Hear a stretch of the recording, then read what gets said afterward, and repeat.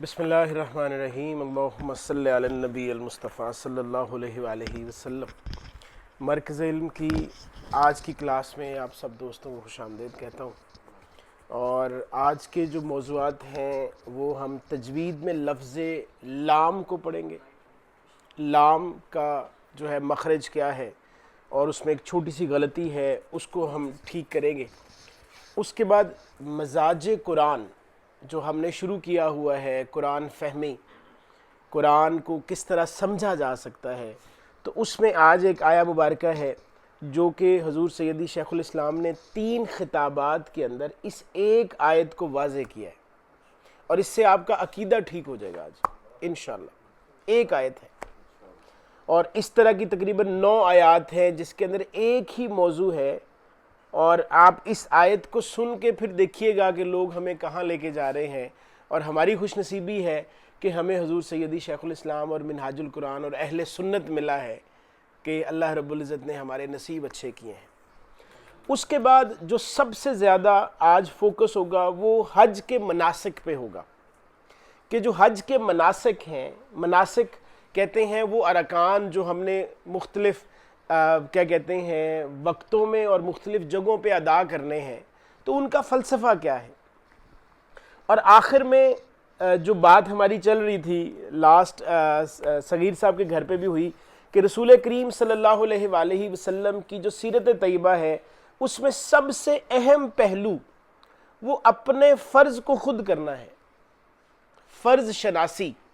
یہ ہم نے آقا کریم صلی اللہ علیہ وآلہ وسلم کی بارگاہ سے یہ لینا ہے تحفہ، چونکہ آج فرائض کا مسئلہ ہے ہمارا، ہم اپنی ڈیوٹی پوری نہیں کر رہے، اور اسی وجہ سے ڈیولپمنٹ نہیں ہو رہی، نہ آفیشیل ڈیولپمنٹ ہے، نہ ہماری فائنینشیل ڈیولپمنٹ ہے، ہمیں نہ معاشی طور پر بہتری آ رہی ہے، نہ معاشرتی بہتری آ رہی ہے۔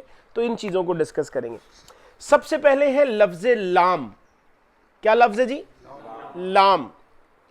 اب یہ لفظ جیسے ہم نے ابھی پچھلے ہفتے را پڑھا تھا، را، لام اور نون، یہ 3 الفاظ کا مخرج، وہ زبان کی جو نوک ہے، یہ اوپر والے جو 2 دانت ہیں اس کی جڑوں پہ لگانی، جڑ سے تھوڑا اوپر چلے جائیں تالو کے اوپر، تو یہ جو جگہ ہے یہ لام، را اور نون، ان تینوں کا مخرج ہے۔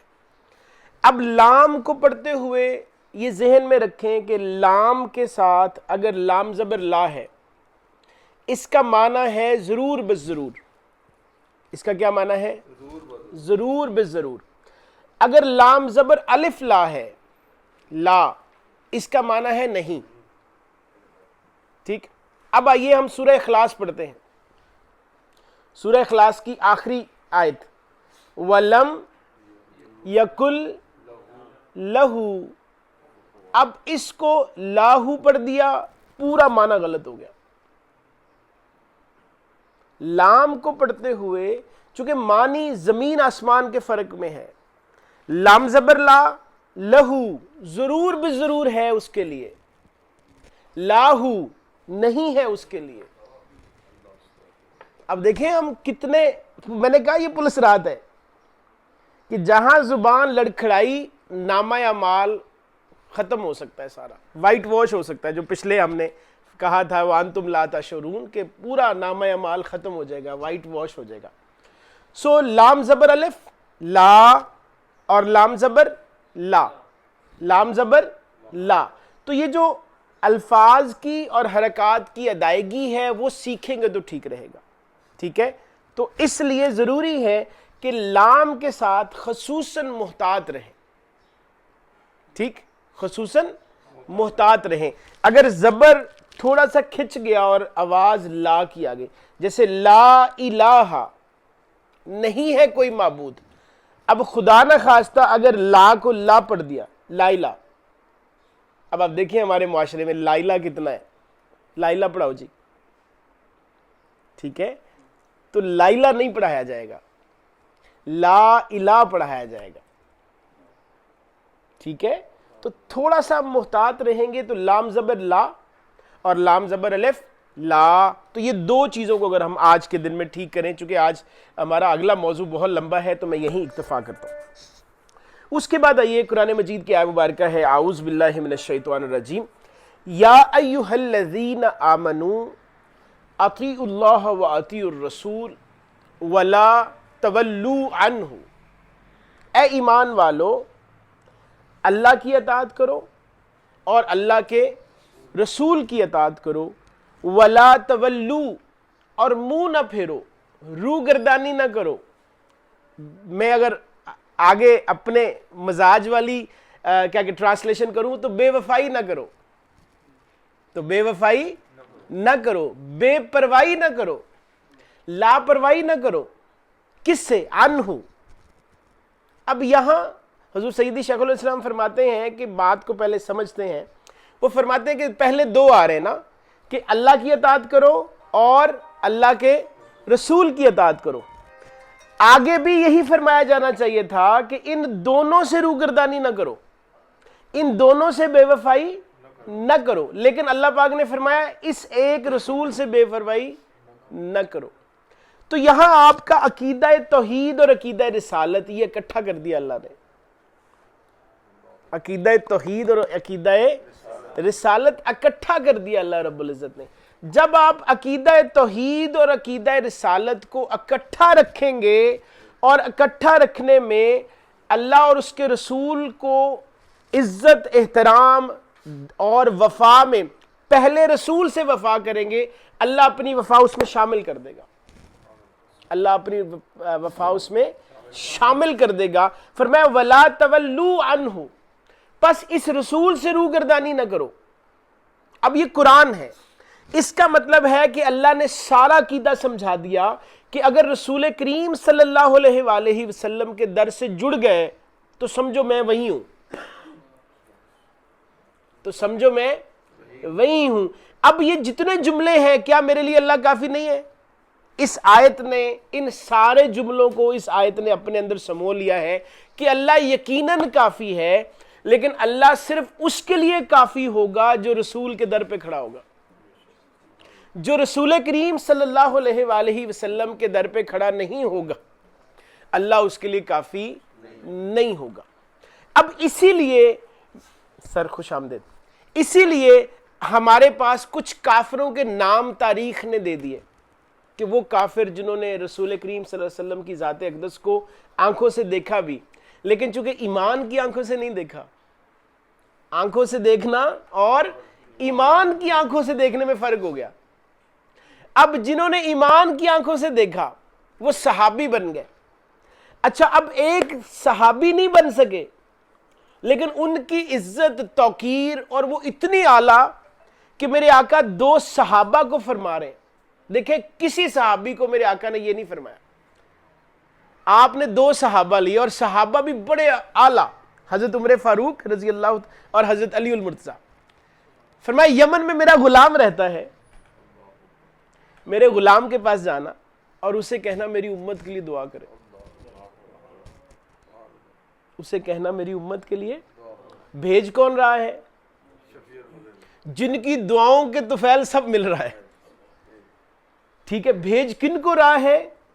ایک وہ جن کو دیکھ کے شیطان بھاگ جاتا ہے، حضرت عمر فاروق رضی اللہ تعالیٰ، ایک وہ جن کو آقا علیہ السلام نے کل ایمان کہا۔ یہ دو ہستیاں جا رہی ہیں، کیوں؟ امت کے لیے دعا کروانے کے لیے، ٹھیک ہو گیا۔ کیوں کہ آقا علیہ السلام سے تعلق اور نسبت اتنا اعلیٰ دکھایا کہ مسجد نبوی میں آئے ہیں، چونکہ ماں کا حکم تھا لہذا گھر نہیں گئے، تو زیارت نہیں ہو سکی، صحابی کا درجہ نہیں مل سکا، لیکن اس سب کے باوجود میرے آقا نے پھر وہ جو درجے نہیں مل سکے، میرے آقا نے کمیاں پوری کر دی، میرے آقا نے کیا کر دیا؟ کمیاں پوری کر دیں، اور آقا علیہ السلام نے وہ سارا کچھ عطا کر دیا۔ کیوں؟ وَلَا تَوَلُّوا عَنْهُ کا مصداق بن گئے تھے۔ تو لہٰذا دوستو، جو آپ کو صرف اللہ سے جوڑے اور آقا کریم صلی اللہ علیہ وآلہ وسلم کی بات کم کرے یا عادی کرے، سمجھے انہوں نے یہ قرآن نہیں پڑھا۔ اور جو آپ کو پہلے آقا کریم صلی اللہ علیہ وسلم کی ذات کا ادب سکھائے اور پھر وہاں سے اللہ کی طرف لے کے جائے، تو سمجھے وہ عین توحید سکھا رہا ہے، ادروائز ہمیں توحید سمجھ نہیں آئے گی، چونکہ توحید کے سب سے بڑے پیغمبر وہ رسول اکرم ہے۔ تو جس کے پاس جو چیز ہوتی ہے، مثال کے طور پر میرے محسن یعقوب محسن صاحب، یہ اب یہاں رہتے ہیں، مجھے اگر یہ علاقہ دیکھنا ہے تو مجھے پہلے ان کے پاس آنا ہوگا، ایسا ہی ہے نا؟ اچھا میں ایک گلی دیکھ لوں اور ایک گلی دیکھنے کے بعد کہوں کہ نہیں آگے میں خود دیکھ لوں گا، تو میں بھٹکوں گا، ایسا ہی ہے۔ لہذا جن کو جو چیز آتی ہے ان سے سیکھی جاتی ہے نا، سادہ سا جملہ ہے۔ اسکول کالجز میں بھی جو ایک ٹیچر اسپیشلسٹ ہوگا اسی سے آپ وہ سیکھیں گے۔ تو توحید کے اسپیشلسٹ آقا علیہ الصلوۃ والسلام ہے، اگر آقا کریم کو چھوڑیں گے وہ اسپیشلٹی نہیں ملے گی، ٹھیک ہے؟ آقا کو چھوڑ کے اللہ تک جانا یہ غلط ہو جائے گا، وہ پھر وہی ہے کہ ہمیں کچھ اور مل جائے گا، اللہ نہیں ملے گا۔ تو اس طرح کی جتنی آیات ہیں ان میں سے ایک چیز اللہ رب العزت نے ہمیں بار بار ازبر کروائی ہے کہ رسول کریم صلی اللہ علیہ وسلم کی ذات سے جڑنا ہے، یہی اصل ایمان ہے۔ ٹھیک ہو گیا جی؟ آگے چلتے ہیں۔ حج کے جو مناسک ہیں اس کی فلسفی کیا ہے؟ اب سب سے پہلے ٹوٹیلٹی میں اگر دیکھ لیں کہ حج جو ہے وہ اللہ کے پیاروں کی یادیں ہیں۔ حج کیا ہے؟ اللہ کے پیاروں کی یادیں ہیں۔ ان میں اکثر انبیاء کرام کی یادیں ہیں اور کہیں کہیں وہ لوگ ہیں جو انبیاء نہیں ہیں، تو پہلا جو لا بنتا ہے کہ جو اللہ کے پیارے ہیں وہ انبیاء ہیں یا غیر نبی ہیں، ان کی یاد منانا عین اسلام ہوا، ان کی یاد منانا عین اسلام ہوا۔ اب صفا اور مروہ کی سعی یہ صرف حج میں نہیں ہے، اللہ نے عمرے میں بھی رکھی ہے۔ اب عمرے کے ارکان کتنے ہیں ٹوٹل جس سے عمرہ آپ کا ہو جاتا ہے؟ آپ نے میقات سے احرام باندھنا ہے، آپ نے طواف کرنا ہے، صفا مروہ کی سعی کرنی ہے اور حلق کروانا ہے، ٹھیک ہے؟ 4 ہو گئے۔ اب 4 ارکان میں ایک بڑا رکن صفا مروہ کی سعی ہے اور یہ کسی نبی کی یاد نہیں ہے، یہ حضرت اماں ہاجرہ کی یاد ہے جو کہ ایک نبی کی والدہ ہیں، نبی یا نہیں ہے، لہٰذا نیکوکار ہیں، نبی کی خدمت میں بھاگ رہی ہیں، لہٰذا اللہ نے ان کا یہ بھاگنے کا عمل ہر عمرہ کرنے والے، ہر حج کرنے والے کے فرض میں رکھ دیا کہ یہ نہیں کرو گے تو نہ عمرہ ہوگا نہ حج ہوگا۔ تو یاد کرنا نیکوکاروں کو عبادت فرما دیا۔ کیا فرما دیا؟ عبادت فرما دیا۔ اب قبلہ حضور اپنی 3 سے 4 خطابات میں فرماتے ہیں کہ ایک طرف اللہ نے فرمایا محبوب مکہ فتح ہو گیا، سارے پتھر نکال دو۔ اب پتھر توڑے جا رہے ہیں، منہ کے بل گرائے جا رہے ہیں سارے بت۔ اچھا جب ایک پتھر ایسا آیا جس میں حضرت ابراہیم علیہ السلام کے قدمین لگے ہوئے ہیں، فرمایا نہیں اس کو رہنے دو، اس کو رہنے دو۔ مولا پتھروں سے تو ہمیں دور کر رہا ہے، پتھروں سے تو ہمیں دور کر رہا ہے، تو یہ ایک پتھر کیوں رکھا ہے؟ فرمایا یہ پتھر ایسا ہے جو مجھ تک لاتا ہے، چونکہ یہ میرے پیاروں کا ہے، اس میں میرے کسی پیارے کے پاؤں لگے ہوئے ہیں، تو من مقام ابراہیم مصلی فرما دیا کہ ہاں اب اس کو جو ہے وہ کیا بنا لو؟ مصلی بنا لو، اب اس کے آگے 2 نفل پڑھو۔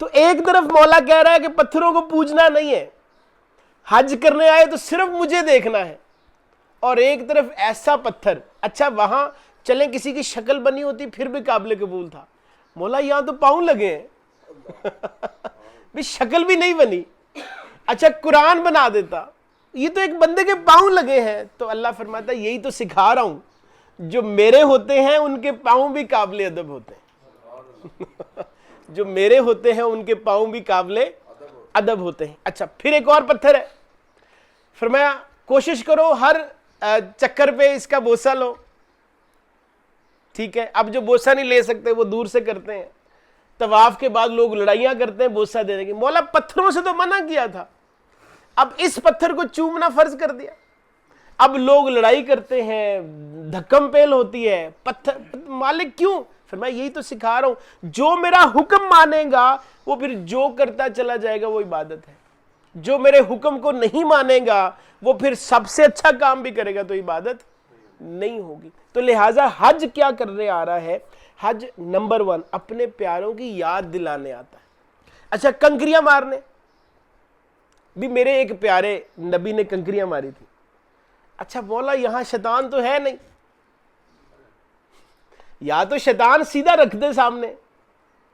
فرمایا اس سے غرض نہیں ہے, بس تم یہ سوچو کہ ایک پیارے نے ماری تھی, اس کی ادا پوری کرو, اس کی ادا پوری کرو. اور کنکریاں سنت ہے مزدلفہ سے لے کر آنی, چن کے لے کے آنی. مولا کس کام لگا رہا ہے؟ اپنے لیے بلایا تھا. فرمایا جو میرے ہیں وہ میرے ہی ہیں, لہٰذا ان کے کام بھی کرنے میرا ہی کام کرنے کے برابر ہے. اب آپ کوئی ڈائریکٹر ہیں, کوئی پرنسپل ہیں, کوئی باس ہیں, لیکن کنکریاں اٹھا رہے ہیں, کنکریاں گئے آپ حج کرنے ہیں. اب کنکریاں اٹھانا دراصل چونکہ اس کا حکم ہے, اب جو کرتے جائیں گے وہ اسی کے لیے ہوگا.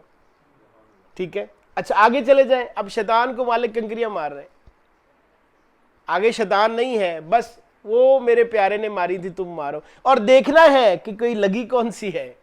وہ جو اب تو بڑا سارا سرکل بنا دیا نا, اگر اس سرکل میں نہیں گئی تو نہیں لگی, دوبارہ مارو.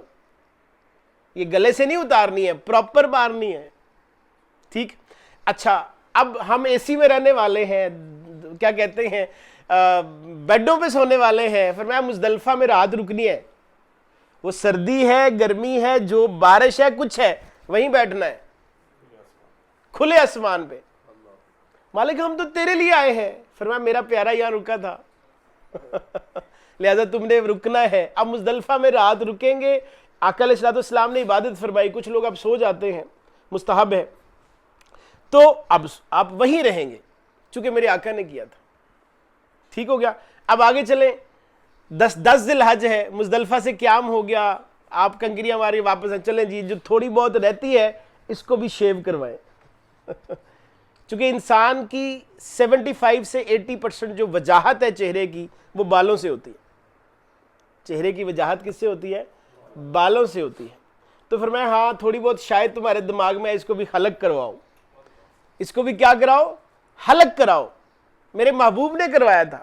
دوسرا, اس سے بالکل عاجزی کی انتہا ہو جائے گی کہ مالک جو تھوڑے بہت روب تکبر والا معاملہ ہے وہ بھی صاف ہو گیا, مالک تیرے سامنے حاضر ہو گیا. اب آپ دیکھیں ہر عمل میں اللہ کے پیاروں کی یاد ہے, اللہ کے پیاروں کی یاد ہے. اچھا اب آ جائیں احرام کیوں باندھنا ہے. ایک تو ابراہیم علیہ السلام کا لباس ہے, سنت ہے. دوسرا اس کو سمبولک کفن بھی کہتے ہیں کہ ہم نے میدان حشر کے اندر کفن باندھ کے اسی میدان میں مولا کے سامنے حاضر ہونا ہے, میدان عرفات میں حاضر ہونا ہے. تو حاجی اسی دن احرام کی صورت میں کفن باندھ کے حاضر ہو جاتا ہے, مالک میں تیری بارگاہ میں حاضر ہوں. تو لہٰذا بندہ وہ والی ساری کی ساری جو ہے وہ فیلنگز لاتا ہے. ابھی 1 منٹ کے لیے سوچیں کہ ہماری ابھی یہیں پر امیجیٹ ڈیتھ ہو جائے, کیا ہم تیار ہیں مولا کے سامنے جانے کے لیے؟ کسی کا ایسا ہے جو ہم ریڈی ہوں کہ مالک ہمیں موت آ جائے تو ٹھیک ہے, حالانکہ ہماری زندگی کا ایک ہی مقصد ہے کہ مولا کے سامنے کامیاب ہونا ہے, اور صرف وہی تیار نہیں ہے. تو میدان عرفات وہ تیاری کی جو ہے وہ ہمیں کیا کہتے ہیں تنبیہ کرتا ہے, ہمیں تیاری کی جو ہے وہ تیاری کرنے کی توفیق دیتا ہے. اس کے بعد ہمیں موٹیویٹ کرتا ہے کہ ہاں جی اس طرف آ جائیں. اچھا اس کے بعد آپ حلق کروا دیا, آپ مولا کے سامنے حاضر ہو گئے. اب اللہم لبیک, کیا یہ اللہم لبیک صرف وہیں رہے گا؟ کیا یہ یہاں آئے گا؟ مسجد سے آواز آئے گی حی علی الصلاۃ, تو کیا اللہم لبیک آئے گا؟ ٹھیک, ہاں مالک میں حاضر ہوں, لیکن اس وقت تو ہمارے کام ہوتے ہیں نا. تو اللہم لبیک یہ پوری زندگی میں ہیوی ہو جائے گا. گھر میں شاؤٹ کرنے لگیں گے تو اللہم لبیک آئے گا کہ نہیں شاؤٹ نہیں کرنا. کسی کا حق کھانے لگیں گے تو اللہم لبیک آئے گا. کسی پہ زور زبردستی ظلم کرنے لگیں گے, برا لفظ بولنے لگیں گے, بری آنکھ سے کسی کو دیکھنے لگیں گے, بری چیز سننے لگیں گے, تو کیا اللہم لبیک آئے گا؟ اگر یہ اللہم لبیک آپ کے دماغ میں رچ بس گیا, سمجھیں آپ کا حج ہونا شروع ہو گیا. آگے سمجھ؟ یہ سارا کچھ جو ہے یہ اللہ رب العزت نے اپنے پیاروں کی یادیں یا اپنے پیاروں کی ادائیں یہ دینے کے لیے حج کروایا ہے۔ تو اگر ہم یہ سیکھ جائیں گے تو یقین کریں پھر اللہ کو ہم پسند آنا شروع ہو جائیں گے۔ اللہ ہم سے پیار بہت کرتا ہے۔ آقا علیہ الصلوۃ والسلام جا رہے ہیں صحابہ کرام کے ساتھ، تو ایک خاتون تندور میں روٹی لگا رہی ہے، اور روٹی لگاتے لگاتے اس نے اپنا بچہ پکڑا ہوا ہے ایسے۔ اب جب وہ روٹی لگاتی ہے تو اپنے بچے کو ایکسٹریم لیفٹ لے جاتی ہے اور خود روٹی اس ہاتھ سے لگا رہی ہے۔ آپ صلی اللہ علیہ وسلم مسکرا پڑے۔ آپ نے وہاں تھوڑی دیر وقف کیا، آپ نے فرمایا صحابہ اس عورت کو دیکھو، یہ جو اپنے بچے کو ایکسٹریم لیفٹ لے جاتی ہے، کیا یہ چاہے گی کہ اس کو تندور میں پھینک دے؟ فرمایا آقا کبھی نہیں، وہ تو اس کو گرم ہوا نہیں لگنے دے رہی۔ تو آقا نے فرمایا صحابہ، میرے صحابہ جان لو، سن لو، میرا اللہ ایسی 70 ماؤں سے زیادہ تم سے پیار کرتا ہے، وہ نہیں چاہتا تمہیں جہنم میں پھینکے۔ آگے سمجھ؟ تو وہ پیار ہم سے کرتا ہے، کیا وہ ہمیں پسند بھی کرتا ہے؟ کیا ہم اس کے پسندیدگی میں آتے ہیں؟ کیا ہمارے اعمال، ہماری ورکنگ، ہماری ایکٹیویٹی، ہماری فیلنگز، ہماری ڈیلنگز کیا اس کی پسندیدگی والی ہے؟ اب وہ 70 ماؤں سے زیادہ پیار کرنے والا مالک مل جائے اور اس کے باوجود ہم جہنم میں جا رہے ہوں تو معذرت کے ساتھ سخت جملہ ہے، پھر اس سے بڑی بدبختی کوئی نہیں ہے۔ تو لہٰذا اس 70 ماؤں سے زیادہ پیار کرنے والی ذات کی پسندیدگی والے کام کریں تاکہ ہم اس کے بنتے چلے جائیں۔ وہ ہمارا ہے پکا، یہ شورٹی ہے۔ ہم نے جب لا الہ پڑھا تھا وہ ہمارا ہو گیا تھا، اب ہم نے اس کا ہونا ہے۔ اب یہاں جو باقی ہے الا اللہ کی ضرب یہاں آنی چاہیے۔ اب چونکہ یہاں الا اللہ نہیں ہے، یہاں اور بہت سارے ہیں۔ انا کا بت یہاں بیٹھا ہوا ہے، خواہشات کا بت بیٹھا ہوا ہے، سستی کا بت بیٹھا ہوا ہے، من پسندی کا بت بیٹھا ہوا ہے، استراحت آرام کا بت بیٹھا ہوا ہے۔ وہ بت پھر الا اللہ آنے نہیں دیتے۔ تو جب الا اللہ نہیں آنے دیتے تو پھر وہ پاکیزگی نہیں نصیب ہوتی۔ تو لہٰذا حج ہمیں دوستو یہ دینے آیا ہے کہ ہم اللہ کی پسندیدگی میں آئیں۔ آخری جو ہے وہ پوائنٹ، سراج ہم تھوڑا جلدی جا رہے ہیں، اجازت ہے؟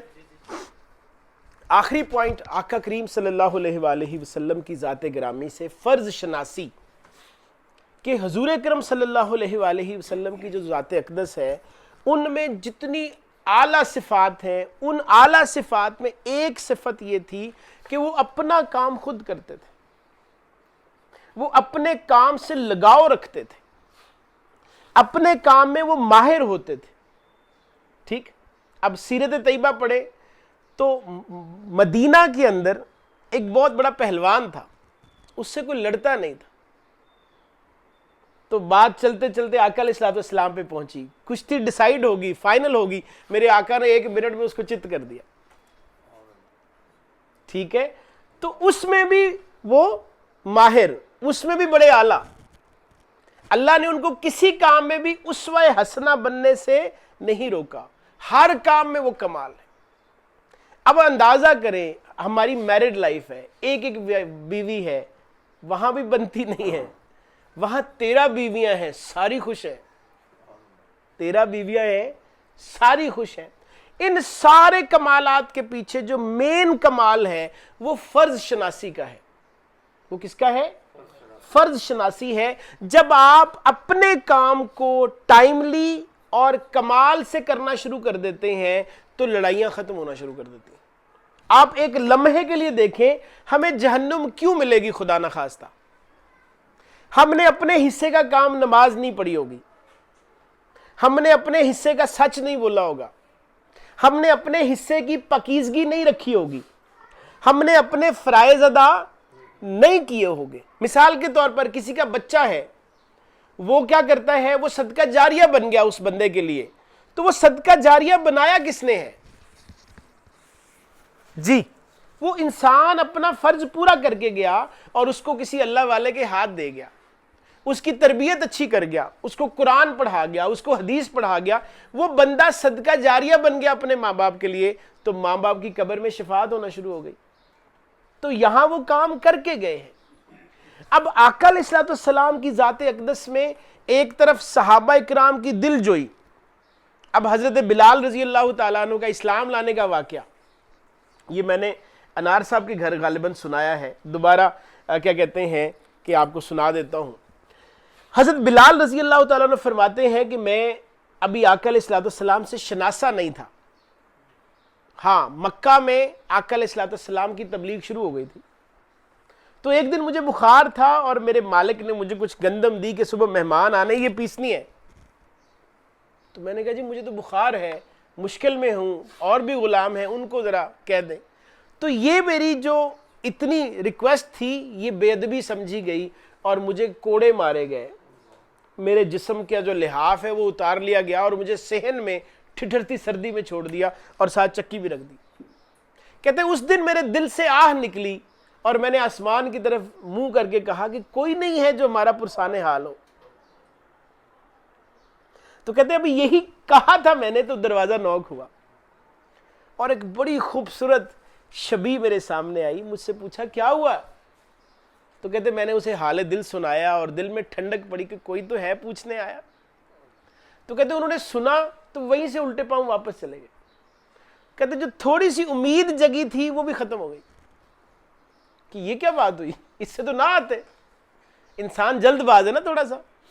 تھوڑی دیر بعد کہتے وہی پیاری شبی، وہی خوبصورت چہرہ، ایک ہاتھ میں انہوں نے گرم دودھ کا پیالہ پکڑا ہے، ایک ہاتھ میں کھجوریں پکڑی ہیں اور میرے پاس آ گئے اور مجھے پیار سے کہتے ہیں کہ تم پہلے یہ پیو، تمہاری طبیعت خراب ہے، یہ کھجوریں کھاؤ، انرجی لو، سب ٹھیک ہو جائے گا۔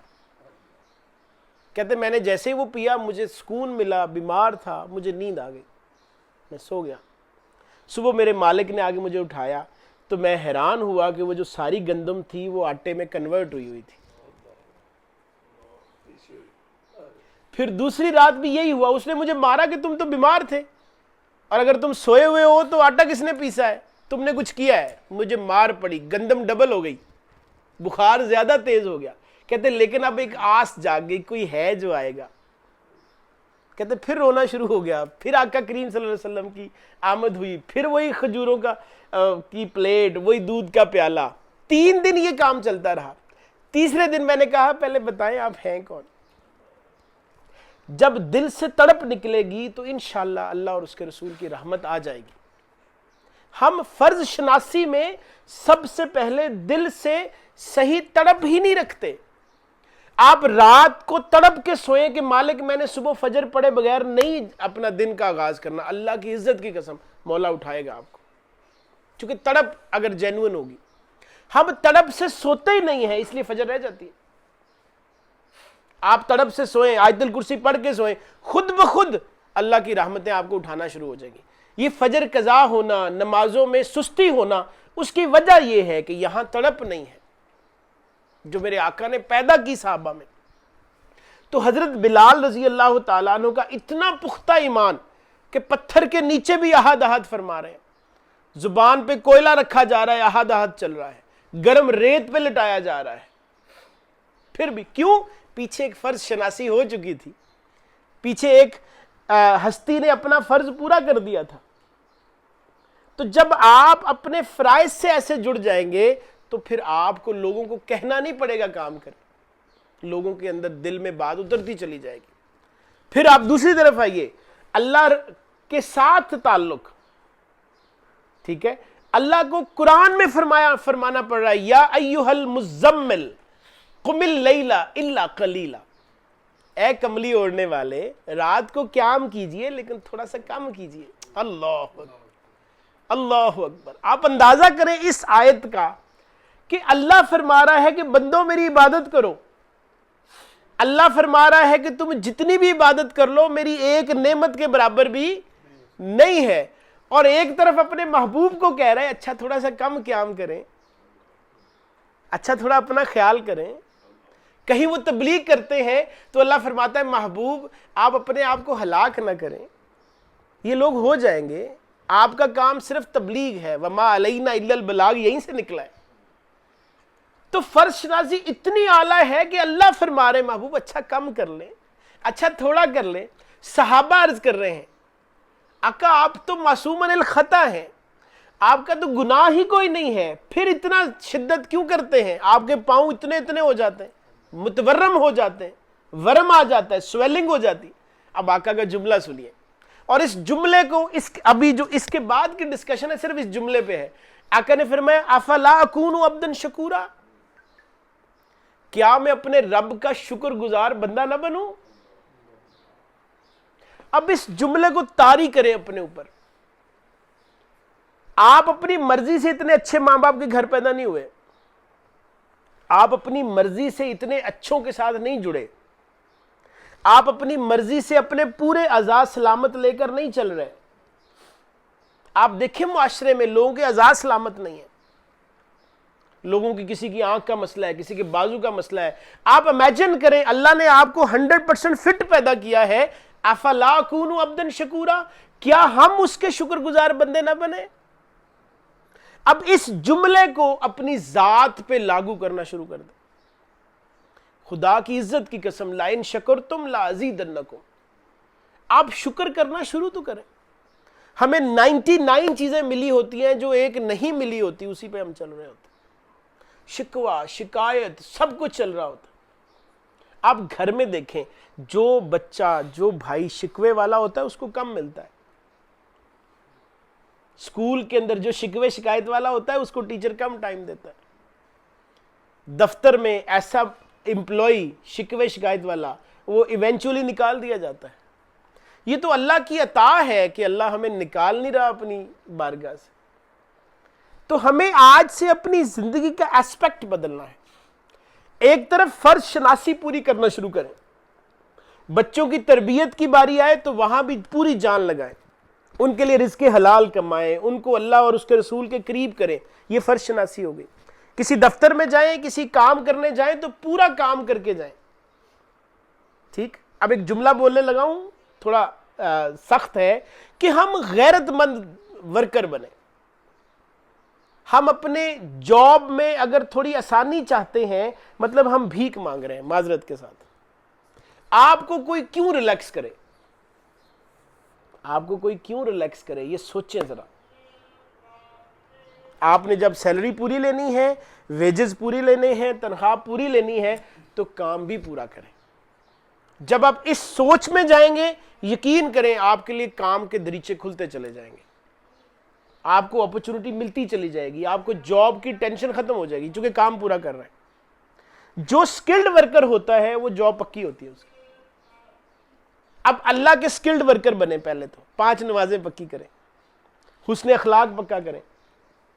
حسن اخلاق پکا ہو گیا، پھر اپنا رویہ خاص طور پر اپنے اہل و عیال کے ساتھ اچھا کریں، پھر اپنے مالک کے سامنے کھڑے ہونے والے بن جائیں۔ ہم چونکہ یہاں بھی کمزور ہیں نا، ہم کہتے ہیں بس اہل سنت میں خاص طور پر ہم کہتے ہیں اللہ بڑا مہربان ہے، اس کا مطلب یہ نہیں ہے کہ نمازیں چھوڑتے جائیں۔ اللہ بڑا مہربان ہے، اس کا مطلب یہ نہیں ہے کہ جو مرضی کرتے چلے جائیں۔ اللہ مہربان ہے، لیکن ہم اس کی پسندیدگی میں آئے۔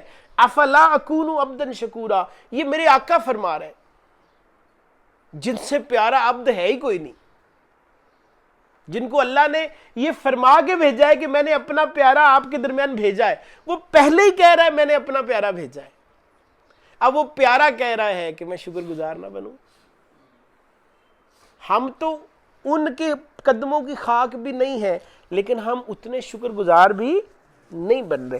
تو دوستو، اللہ کی نعمتیں اس لیے ہمارا چناؤ نہیں کر رہی، ہمیں منتخب نہیں کر رہی، کیونکہ ہمارا شکر گزاری کا جو ایسپیکٹ ہے وہ ویک ہے۔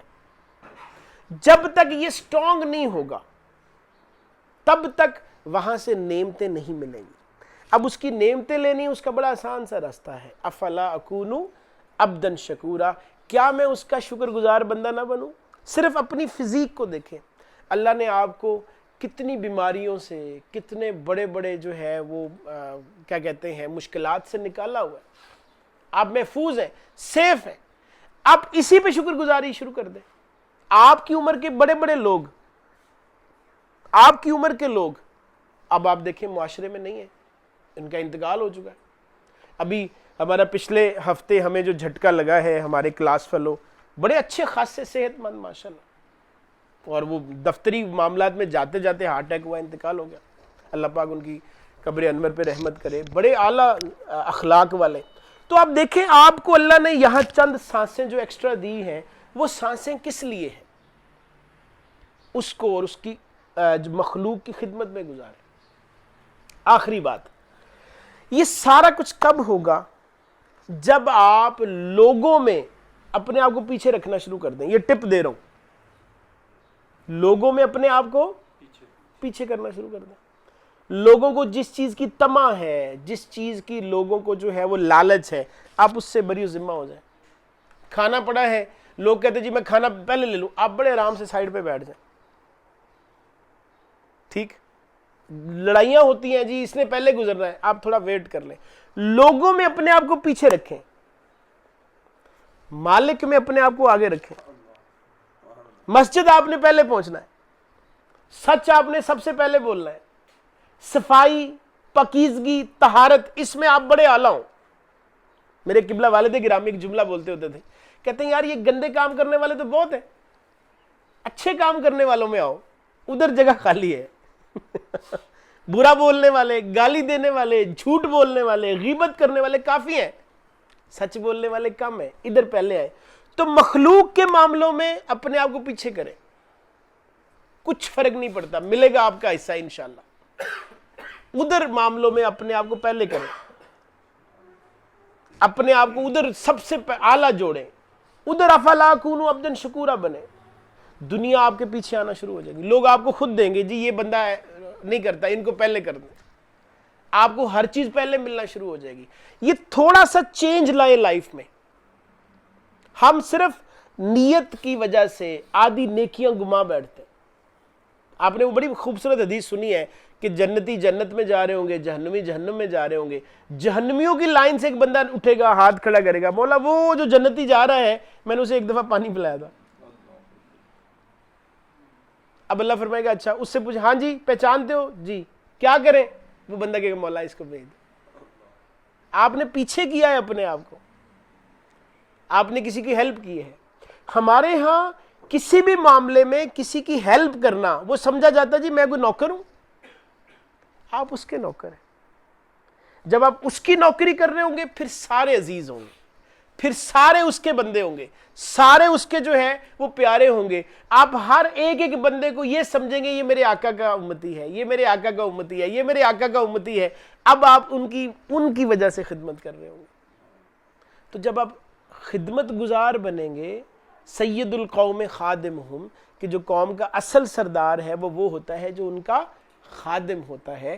تو جب آپ یہ کام کریں گے تو پھر آپ نے ادھر سے لینا ہے, ادھر سے نہیں لینا. ہم ادھر سے مانگ رہے ہوتے ہیں, اس لیے ہمیں کم مل رہا ہوتا ہے, مشکل سے مل رہا ہوتا ہے. اب امیجن کریں رزق کتنا تنگ ہوا پڑا ہے, مشکل ہوا پڑا ہے, مل رہا ہے لیکن مشکل سے. تو آپ نے کبھی سوچا ہے بعض لوگ ایسے وہ گھر سے نکلتے ہیں, ساتھ ہی ان کا بزنس ہے, ساتھ ہی ان کی جاب ہے. کسی آپ نوکریاں سن رہے ہوتے ہیں, ٹھیک ہے, کسی کو, اب میرے ایک دوست ہیں وہ 21 دن جاب کرتے ہیں, 21 دن چھٹی ہوتی ہے. کیوں ہے؟ ان کے تعلق بڑے اعلیٰ ہوتے ہیں. جب آپ ادھر تعلق اعلیٰ کرتے ہیں وہ آپ کا رزق وہ ہے جو سب کو مل رہا ہے, لیکن باسوں کو مشکل سے مل رہا ہے, تنگیاں ہیں, پریشانیاں ہیں, سفر کی اذیتیں ہیں, دھوپ چھاؤں ہے. اور ایک بندہ وہ ہے جو بڑے آرام سے بیٹھا ہے, رزق دونوں کو ملنا ہے. لیکن جب آپ اوپر تعلق اچھا کریں گے تو سہولت سے ملے گا, عزت سے ملے گا. جب آپ عزت والا کرمائیں تو سمجھ لیں آپ کا تعلق اوپر ٹھیک ہونا شروع ہو گیا, تعلق اوپر ٹھیک ہونا شروع ہو گیا. بڑی خوبصورت بات, آخری بات. ایک شخص تھا مانگنے والا, بھکاری. تو وہ کسی سڑک پہ بیٹھا ہے, تو ایک کیا کہتے ہیں شاپر میں کھانا کسی نے دیا تو وہیں سڑک پہ رکھ کے کھا رہا ہے. اب اس کا جملہ اگر ہم اوپر اٹیچ ہیں تو ہمیں چیر دے گا. تو کسی نے پوچھا یہ کیا کام ہے, اللہ سے مانگو, یہ زمین پہ پڑا کھا رہے ہو.